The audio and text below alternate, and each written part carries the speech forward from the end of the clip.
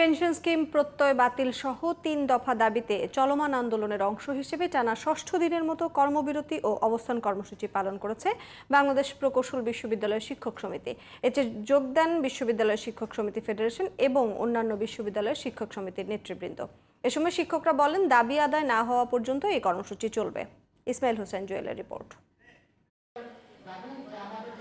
অর্থ মন্ত্রণালয়ের জারি করা সর্বজনীন পেনশন সংক্রান্ত বৈষম্যমূলক প্রজ্ঞাপন প্রত্যাহার, বিশ্ববিদ্যালয় শিক্ষকদের জন্য স্বতন্ত্র বেতন স্কেল প্রবর্তন এবং সুপার গ্রেডে শিক্ষকদের অন্তর্ভুক্তির দাবিতে সর্বাত্মক কর্মবিরতির পাশাপাশি কাউন্সিল ভবনের সামনে অবস্থান কর্মসূচি পালন করে বাংলাদেশ প্রকৌশল বিশ্ববিদ্যালয় শিক্ষক সমিতি।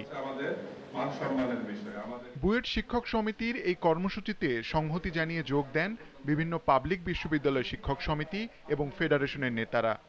আলোচনার মাধ্যমে সমস্যা সমাধানে শিক্ষকরা আগ্রহী জানিয়ে তারা বলেন, বর্তমান অবস্থায় এমন কঠোর কর্মসূচি ছাড়া কোনো পথ খোলা নেই। প্রত্যয় স্কিম বিশ্ববিদ্যালয়ের শিক্ষকদের জন্য দারুণ অর্থনৈতিকভাবে বৈষম্যমূলক। এটি একটি আর্থিক বঞ্চনা শিক্ষকদের জন্য।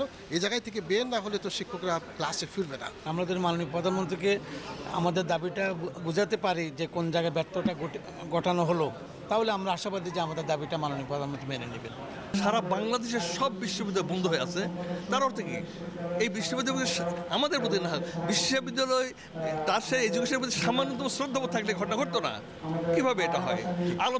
আমরা আলোচনা করার ধৈর্য নাই, দিনের পর দিন বন্ধ থাকবে আর 1 ঘন্টা আলোচনা করবে না, এটা হাস্যকর ব্যাপার। বাংলাদেশ প্রকৌশল বিশ্ববিদ্যালয় শিক্ষক সমিতির সভাপতি ও সাধারণ সম্পাদক বলেন, ভবিষ্যৎ প্রজন্মের সুরক্ষার জন্যই এই কর্মসূচি।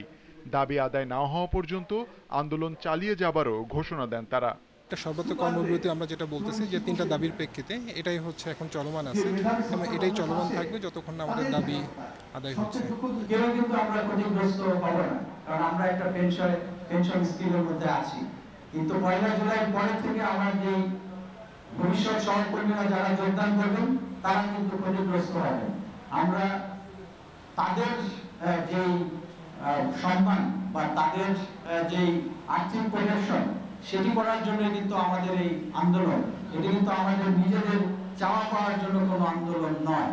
সর্বজনীন পেনশন স্কিম প্রত্যয় বাতিল সহ 3 দফা দাবিতে গত 1 জুলাই থেকে টানা কর্মবিরতি পালন করছেন দেশের সব পাবলিক বিশ্ববিদ্যালয়ের শিক্ষকরা। Ismail Hossain Jewel, GTV news, Dhaka.